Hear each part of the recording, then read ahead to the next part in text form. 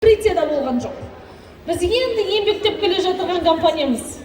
Сол себептен сайтымыз бір ай уақыт жасалады дедік. Аллаға шүкір, сайтымыз да дереу жасалды.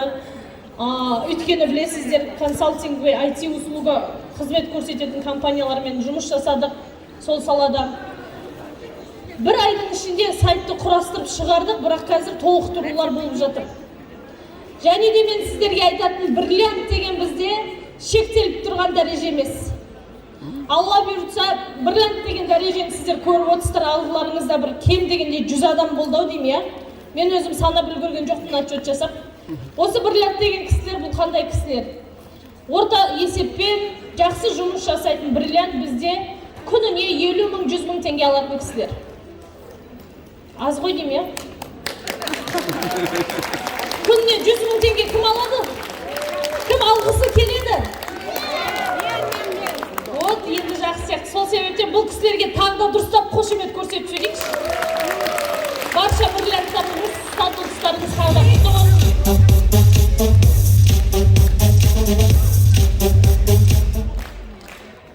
Енді бриллиант болғаннан кейін ары қаратап, менің бұл маркетингті құрғандағы арманым деп айтсам бар ғой, кем болмайды.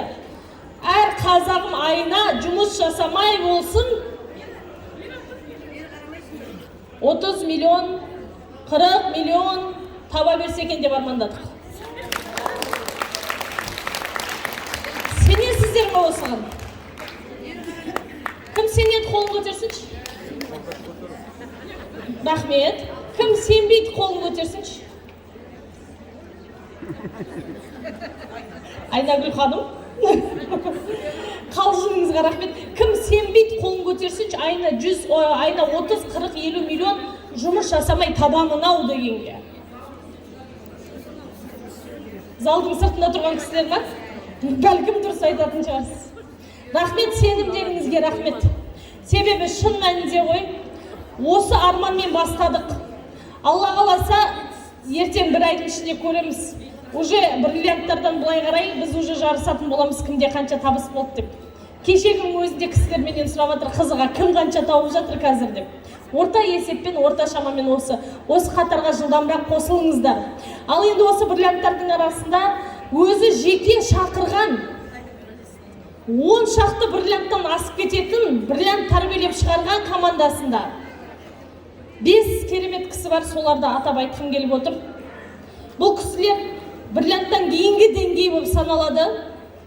Сайтымыз толыққанды біткен кезде сіздерге оны айтамыз. Ол жерде внутренний бонустарға ешқандай статус докупать ету керек емес, қорықпаңыздар. Ешқандай вложение жоқ, просто марапат ары қаратай. Сол себептен алдыларыңызға шақырғым келіп отырған, маған гүлмен көмектесіп жүресіздер ма? Осы компанияның құрылуына себепкер болған кісілердің бірі Бекулова Гүлнар ханым.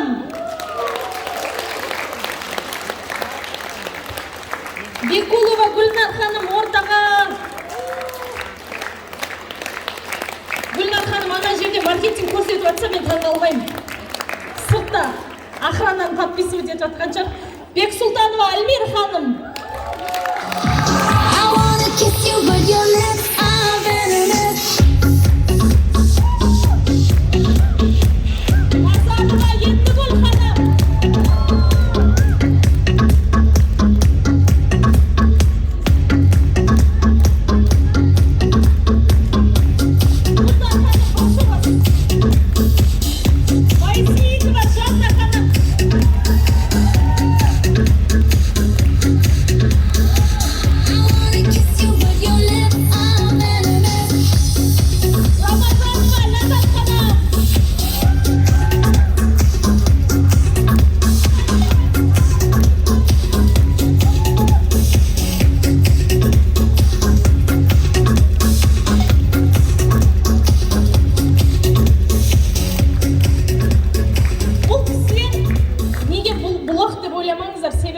Негізі осы кісілерден басталады.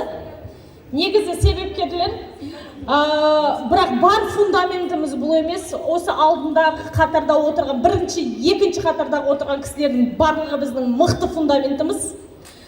Мына кісілер, сіздер білесіздер, бриллиант болу үшін қанша личный партнер керек? 6. Ал дәл осы кісілерде сол 6 емес 10 шақты личниктарының барлығы бриллиант болып үлгерген кісілер.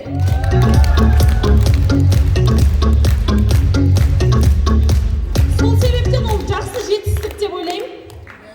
Осы кісілерден бір ауыз білсек секретін, иә? Себебі менің секретім ол өзгеше.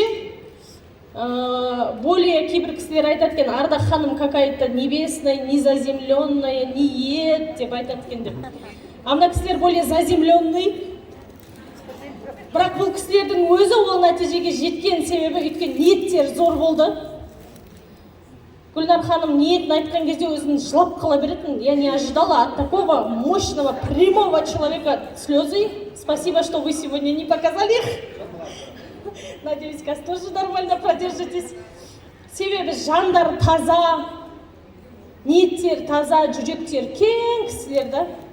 Осы отырғанымыздың барлығы почти осы кісілердің партнеріміз, командасымыз. Сол үшін секреттеріңізбен бөлісіп кеттіңіздер. Рахмет, большой рахмет. Бұл жерде мынандай енді прям супер секретті жоқ қой. Самое главное – это ваша вера. Вера в компанию, вера в продукт, вера в то, что вы видите своими глазами. Это в первую очередь президент компании. Если вы будете уверены на 100% и немножечко даже сомнения болмаса, вы порвете. Вы этот бизнес положите на лопатки, в этом я уверена. Потому что когда я увидела, как этот продукт работает, сайта нет. Представляете, офиса нет, а я уже все. Как вот этот лошадь же бывает, вот. Я сказала, мяган, ничего не надо. Ни сайта, ни офиса, минус, только продукцию продвигайте тем.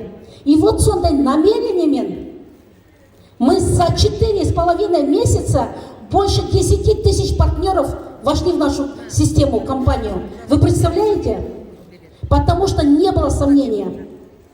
И поэтому я считаю, раз вы сегодня здесь, вы обязательно добьетесь тех же успехов, что и мы все.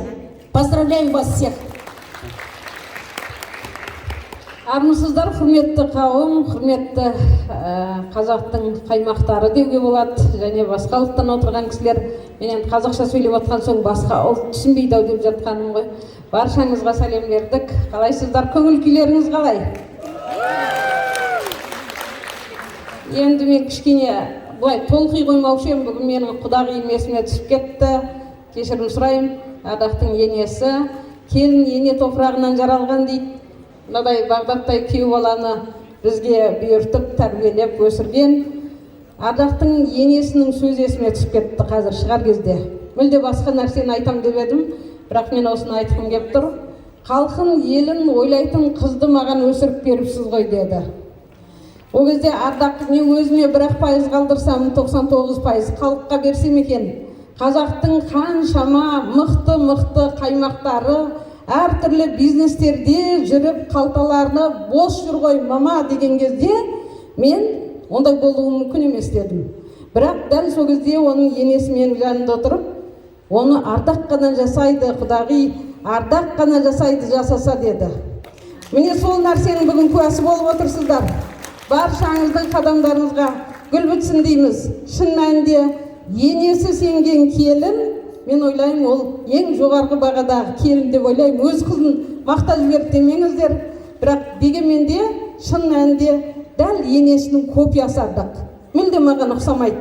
Егер қазір енесі менің құдағиым жанында тұрса ғой, ортамызда Ардақ тұрса, ешкім оны менің қызым деп айтпас еді. Енесінің қызы болар еді. Бір сондай керемет жан еді. Шын мәнінде халық үшін, ел үшін еңбек еткен, тоже сетевой саласында бізден де стажы үлкен, өте бір мықты әйел ана болатын. Соның нәтижесінде бүгін міне менің күйеу балам орталарыңызда жүр.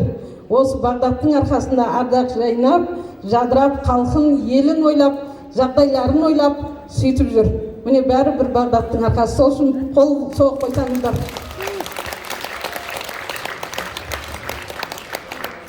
Бірақ нәрсеге өкінемін, егер қазір сол бота құдағиым менің жанымда болғанда ғой деп.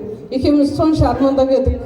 Бірақ өкінішке орай, мына пандемияның кесірінен алып кетті менің алтындай құдағиымды. Дегенмен, Асан мырзаның арқасында ендігі ешкімнің құдағиы да, туысы да, ешкімнің танысы да тегі ешкім өлмесе екен, ешкім осы ковидтан кетпесе екен деген ниетпен ардақ өзі ауырып жүріп қабылдады. Жанболат деген мырза бар араларыңызда. Сол кісі Асан мырзаны ардаққа таныстырды. Сол кісіге жақсылап бір қол шапалақтап қойсаңыздар. Жанболат мырза қайда?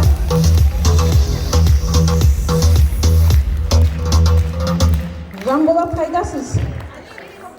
Міне Жанболат мырза, танып қабыл алсаңыздар, осы кісіге мен ризамын. Шын мәнінде ең бірінші осы кісі ардақ ауырып жатқан кезде осы кісіге бәріміз міндеттіміз. Одан кейінгі тағы да бір керемет жан бар. Бүгін айтпасқа болмайды. Мен прямо қазір бастауым керек мынандай продуктпен деген кісі Гүлнар ханым. Осы екі кісінің арқасында шын мәнінде және Альмира ханым мен Ләззат ханымдардың қолдауымен бұл компания құрылып кетті. Бір-ақ күнде құрылды, сенесіздер ме? Не маркетинг дайын емес. Өкінішке орай ол кезде мен дайын болған жоқпын. Мен бұл кісілерден кейін 2 күннен кейін бастадым.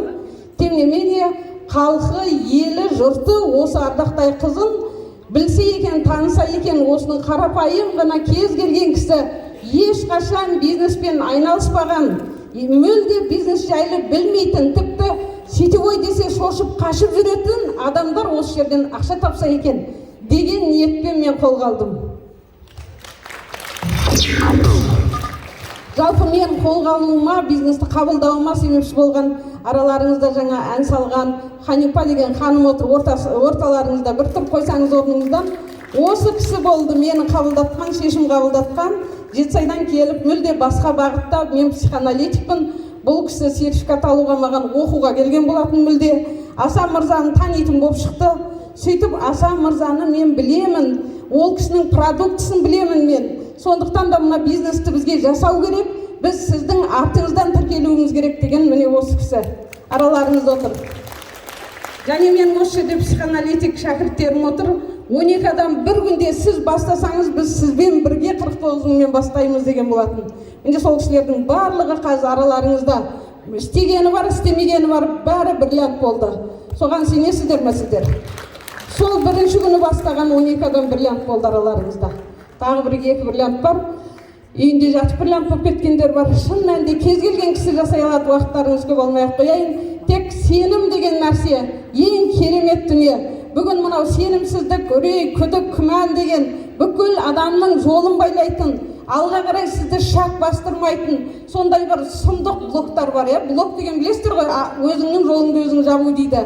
Міне сол блоктың барлығын осы залға тастаңыздар да өздеріңізді локомотив сезініңіздерші. Локомотив артынан бәленбай вагонды алып жүре алатын. Білесіздер ғой, локомотив ешқашан ол тек қозғалғанша ғана екен. Қозғалғанша не дейді, скорость алғанша ғана. Скорость алып алған локомотивті ешқашан ешкім тоқтата алмайды. Бетон қойып қойсаңыз да тоқтамайды. Міне сондай бизнес. Үйретші, шақырған әрбір кісіңізге маған тек үйретші деңіздер де бүгіннен бастап шақырған сіздердің жандарыңыздағы спонсорларыңыздан айырылмай, тек қана соған жабысып алып алға қарай ұмтылыңыздар. Баршаңызға сәттілік тілеймін.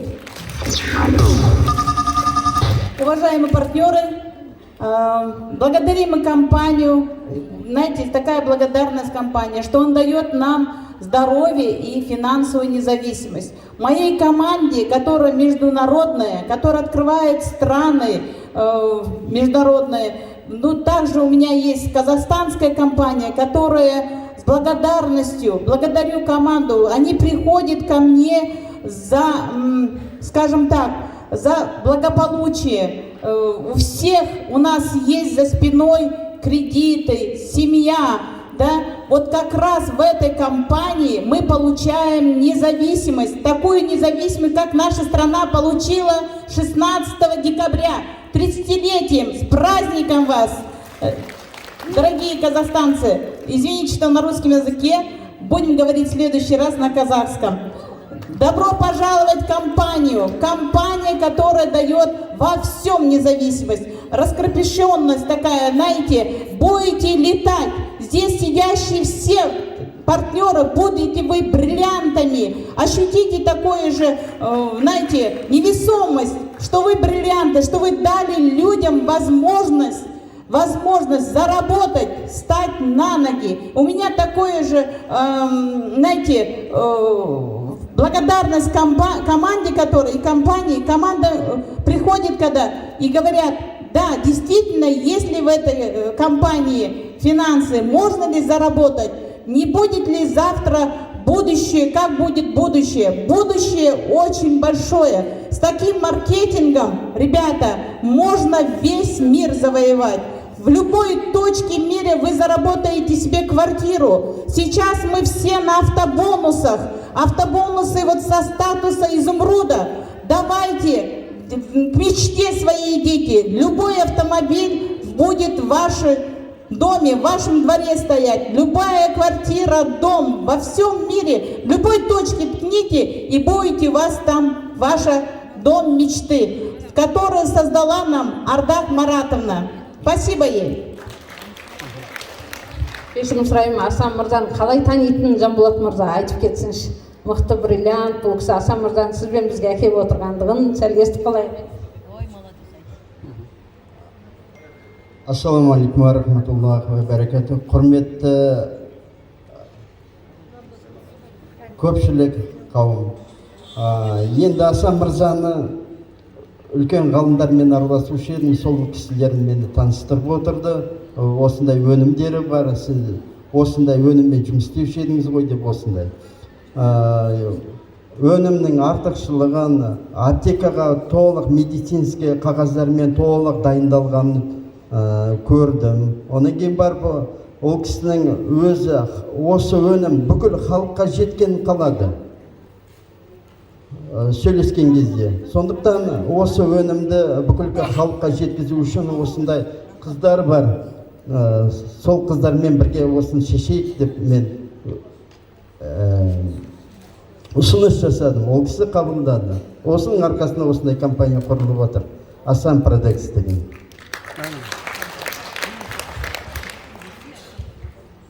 Армысыздар қазақ елі. Бағанадан бері еді орысша сөйлегім, қазақша сөйлейін деп шештім. Бүгін мынандай міне керемет залда, әдемі залда, Алматының ортасында сіздерді көруге өте қуаныштымын. 4 ай бұрын, 4,5 ай бұрын біз ешқандай ойлаған жоқпыз. Осындай 11.000 адам жиналады деп біздің компанияға. Бастаған кезде ең бірінші бізде не мотивация болды? Ең бірінші мотивациямыз ол өзіміздің қазақстандық өнім. Екіншіден не мотивация болды? Ардақ ханым өзіміздің қазақтың қарапайым қызы. Неге біз Қазақстанның өніміне жұмыс жасамасқа? Неге біз қазақстандық отандық компанияда жұмыс жасамасқа? Неге біз шетелге жүгіреміз? Не, шетелдің өнімі бізден жақсы ма? Ешқандай. Біз міне 4 ай болды, зерттеп жатырмыз, көріп жатырмыз. Біздің продукцияға жетер продукция жоқ. Ең Қазақстанымыз алда болсын, осы компанияда жұмыс жасап, табысты болайық, бай қуатты болайық, өзіміз ойлаған арманымызға жетейік. Бәрілеріңізге сәттілік тілеймін. Осы зал ең кіші зал болсын. Енді келесі жиналғанда осыдан да үлкен залда бәріміз қазақстандықтар жиналайық.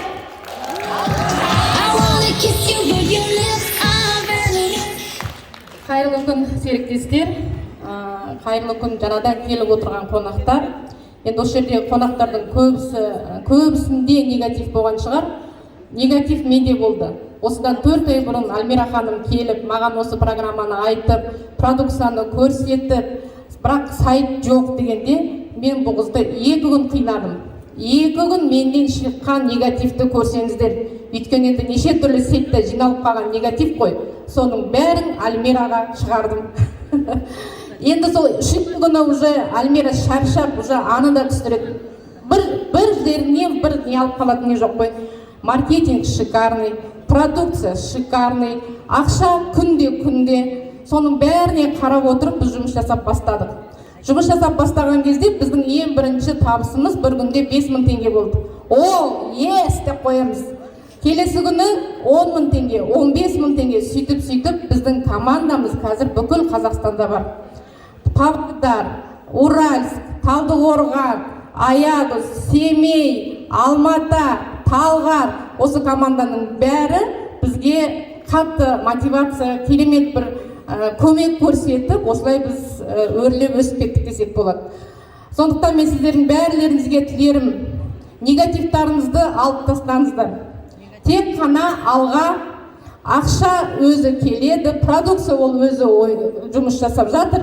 Сондықтан ешқандай күмән жоқ. Тек қана алға.